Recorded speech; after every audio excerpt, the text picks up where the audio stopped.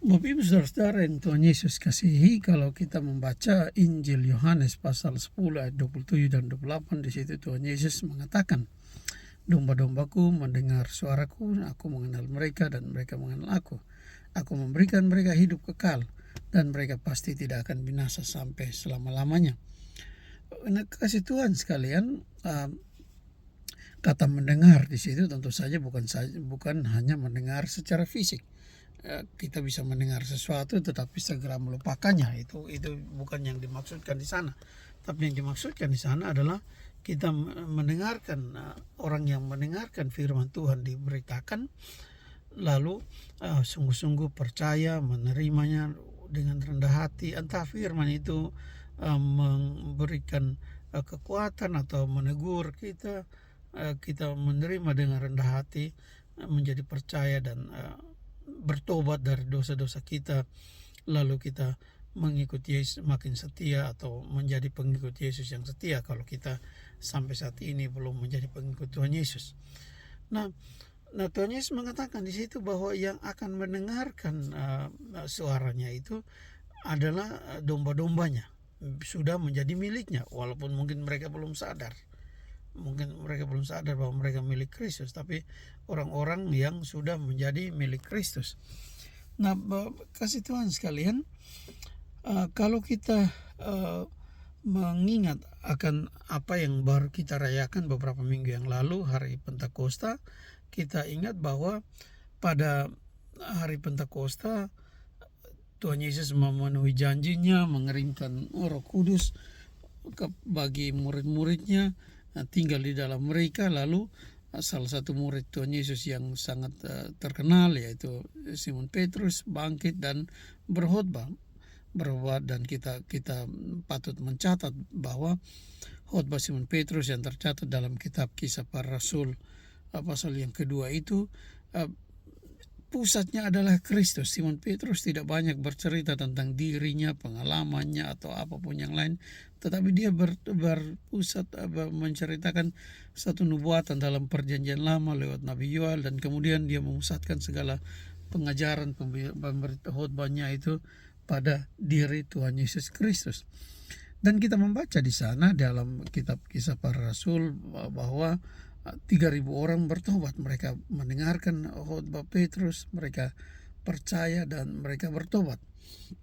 Nah, kasih Tuhan sekalian, Bapak Ibu sekalian, kita tentu merasa takjub, kagum dan bersukacita tentu saja bahwa 3.000 orang bertobat setelah mendengarkan khotbah Petrus. Tetapi kalau kita perhatikan ayat-ayat sebelum cerita tentang khotbah Petrus itu, yang masih dalam kitab dan pasal yang sama, kitab Kisah Para Rasul pasal 2, dalam hal ini ayat yang kelima mengatakan bahwa orang-orang yang datang ke Yerusalem hari itu dan kemudian mendengar khotbah Petrus adalah orang-orang, dalam terjemahan bahasa Inggris yang saya tahu disebut God-fearing Jewish, jadi orang-orang dengan latar belakang Yahudi yang takut akan Tuhan, artinya yang percaya pada Tuhan. Nah, dengan itu kita mengerti bahwa mereka ini orang-orang yang memang sudah dibuat, sudah Tuhan panggil untuk percaya, sudah termasuk pada perjanjian Kristus. Mereka sudah menjadi milik Kristus, entah mereka waktu itu sadar atau belum. Entah waktu itu secara resmi mereka sudah mengaku sebagai pengikut Kristus atau belum, tetapi mereka adalah sudah menjadi miliknya.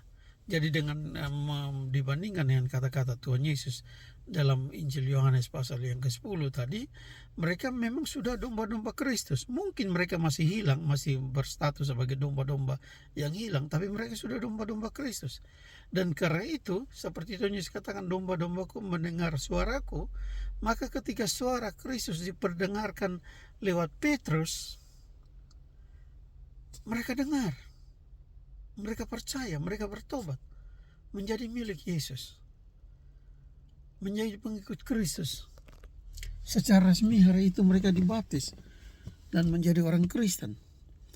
Nah, di sini kita melihat kaitannya, Bapak Ibu Saudara-saudara sekalian, bahwa ketika firman Tuhan diberitakan, mereka yang sudah menjadi milik Yesus, entah mereka waktu itu sudah sadar atau tidak, belum, mereka akan mendengarkan dan percaya.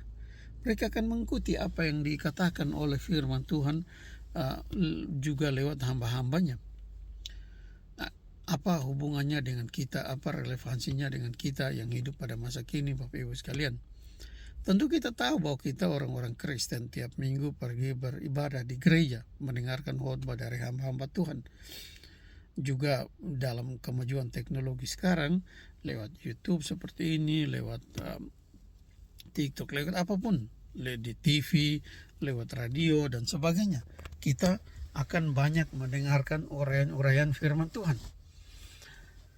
Tentu yang pertama kita berdoa, Bapak Ibu sekalian, supaya apa yang hamba-hamba Tuhan beritakan lewat media apapun, terutama di mimbar-mimbar gereja, adalah pemberitaan firman yang benar-benar sesuai dengan firman Tuhan, bukan merupakan kata-kata filsafat yang kosong, bukan cerita pengalaman-pengalaman pribadi yang mungkin menarik tapi tidak berpusat pada Kristus dan sebagainya.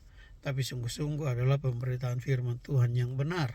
Dan kalau itu diberitakan, kalau firman Tuhan diberitakan dengan benar, dan kalau kita mendengarnya, lalu kita rendah hati menerimanya, kalaupun firman Tuhan itu mungkin menegur kita dengan keras, atau mengatakan sesuatu yang kita tidak begitu suka dengar. Tapi kalau itu sungguh-sungguh datang dari firman Tuhan, dan kita mendengarnya, kita rendah hati menerima, percaya, menjadi makin setia pada Kristus, maka kita tahu satu hal, seperti kata Tuhan Yesus, kita termasuk di dalam domba-dombanya, kita masuk dalam keluarganya, kita adalah kawanan domba milik Allah yang digembalakan oleh Kristus lewat hamba-hambanya. Tetapi jika firman Tuhan diberitakan dan tidak menyenangkan kita, lalu kita tidak mau terima dan sebagainya, hati-hati. Itu bisa menjadi tanda bahwa kita memang bukan miliknya. Tetapi itu bukan tidak harus seperti itu. Mungkin kita masih ditawan oleh iblis sehingga tidak mau menerimanya. Tapi bertobat, terima, rendah hati di hadapan Tuhan, supaya oleh pekerjaan Roh Kudus kita dibimbing, dan kita seperti domba-domba yang sesat dibawa kembali ke dalam kandang milik Tuhan Yesus, menjadi pengikutnya yang setia, digembalakan oleh Dia lewat hamba-hambanya seumur hidup kita. Dan kalau itu terjadi, Bapak Ibu, firman Tuhan berkata lewat mulut Tuhan Yesus sendiri dalam Injil Yohanes pasal 10 ayat 27 dan 28 tadi, bahwa mereka domba-dombanya yang mendengar suara, bagi domba-dombanya yang mendengar suaranya itu, Dia memberikan hidup kekal, dan mereka pasti tidak akan binasa sampai selama-lamanya. Tuhan Yesus memberkati kita semua. Saya Remy Vanggedaya dari Canberra, Australia.